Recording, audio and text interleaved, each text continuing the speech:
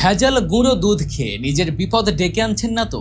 কেননা আসল দুধের নামে মানুষের হাতে তুলে দেয়া হচ্ছে আটা, ময়দা, মেয়াদোত্তীর্ণ দুধ আর রাসায়নিকের এক বিষাক্ত মিশ্রণ। এই ভেজাল দুধের কারবার এখন এতটাই বিস্তৃত যে শহরের পাইকারি মার্কেট থেকে শুরু করে গ্রামের প্রত্যন্ত অঞ্চলে ছোট দোকান পর্যন্ত এর বিস্তার ঘটেছে। এই ভয়ঙ্কর প্রতারণার ব্যবসাটি পরিচালিত হয় অত্যন্ত পরিকল্পিতভাবে। চক্রের সদস্যরা প্রথমে বাজার থেকে ডানো, ডিপ্লোমা, নেসলে বা মার্কসের মতো জনপ্রিয় ব্র্যান্ডের খালি প্যাকেট সংগ্রহ করে। এরপর ওই খালি প্যাকেটগুলোতে ভরা হয় ভেজাল মিশ্রণ। এই মিশ্রণে থাকে সামান্য পরিমাণ আসল গুঁড়া দুধ, যার বেশিরভাগই মেয়াদ উত্তীর্ণ। এর সাথে মেশানো হয় আটা, ময়দা, পাউডার, এমনকি ডালডার মতো উপাদান, যা দুধের ঘনত্ব বাড়াতে সাহায্য করে। এরপর অত্যাধুনিক মেশিনের সাহায্যে প্যাকেটগুলো এমনভাবে সিল করে দেয়া হয় যে সাধারণ ক্রেতার পক্ষে আসল বা নকল তা বোঝা প্রায় অসম্ভব। চট্টগ্রামের খাতুনগঞ্জ ও পাহাড়তলী বা ঢাকার মৌলভীবাজারের মতো বড় পাইকারি বাজারগুলো এই ভেজাল দুধের প্রধান কেন্দ্র। এখান থেকেই সারা দেশে ছড়িয়ে পড়ে এই বিষ। ব্যবসায়ীরা দুটি গ্রুপে বিভক্ত হয়ে কাজ করে। একটি গ্রুপ বড় বড় পাইকারি দোকানে পণ্য সরবরাহ করে, আর অন্য গ্রুপটি সরাসরি অলিগলি, ছোট দোকান আর খুচরা বিক্রেতাদের লক্ষ্য করে ব্যবসা চালায়।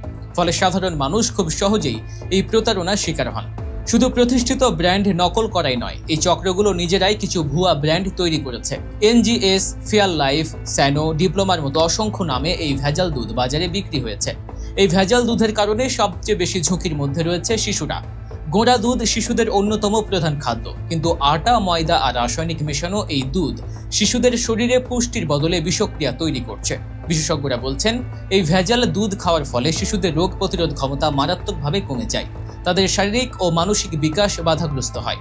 কিডনি ও লিভারের মতো গুরুত্বপূর্ণ অঙ্গ স্থায়ীভাবে ক্ষতিগ্রস্ত হওয়ার ঝুঁকি থাকে। দীর্ঘমেয়াদে এর প্রভাবে শিশুরা অপুষ্টি, হজমের সমস্যা এবং বিভিন্ন জটিল রোগে আক্রান্ত হতে পারে। ফরমালিনের মতো রাসায়নিক মেশানো থাকলে তা ক্যান্সারের ঝুঁকিও বহুগুণ বাড়িয়ে দেয়। শুধু শিশুরাই নয়, প্রাপ্তবয়স্করাও এই ভেজাল দুধের কারণে মারাত্মক স্বাস্থ্য ঝুঁকিতে রয়েছে। প্রতিদিন চায়ের সঙ্গে বা অন্য কোনো খাবারে এই দুধ গ্রহণ করার ফলে অজান্তেই শরীরে প্রবেশ করছে ক্ষতিকর উপাদান।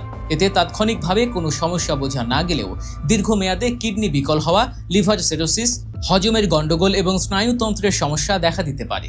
এক কথায়, পুষ্টির জন্য যে দুধ খাওয়া হচ্ছে সেটাই হয়ে উঠছে নীরব ঘাতক।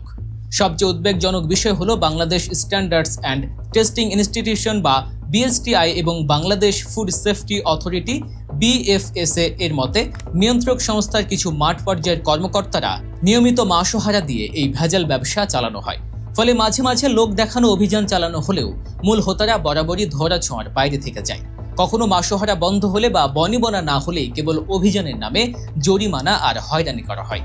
এই দুর্নীতির কারণেই ভেজাল বিরোধী আইন থাকা সত্ত্বেও তার যথাযথ প্রয়োগ হচ্ছে না, আর অসাধু ব্যবসায়ীরা আরও বেপরোয়া হয়ে উঠেছে। সাধারণ মানুষের জন্য প্যাকেট দেখে আসল ও নকল দুধ চেনা প্রায় অসম্ভব। এর ফলে তারা নিজেরাই নিজেদের অজান্তে টাকা দিয়ে বিষ কিনে বাড়ি ফিরছেন। জনস্বাস্থ্য রক্ষায় এই ভয়ঙ্কর চক্রকে নির্মূল করার জন্য শুধু ছোটখাটো অভিযান নয়, বরং এর পেছনের মূল হোতাকে খুঁজে বের করে কঠোর শাস্তির আওতায় আনা প্রয়োজন। পাশাপাশি নিয়ন্ত্রণ সংস্থাগুলোর ভেতরে থাকা দুর্নীতিবাজদের বিরুদ্ধে ব্যবস্থা না নিলে এই নীরব মহামারী থেকে মুক্তি পাওয়া প্রায় অসম্ভব।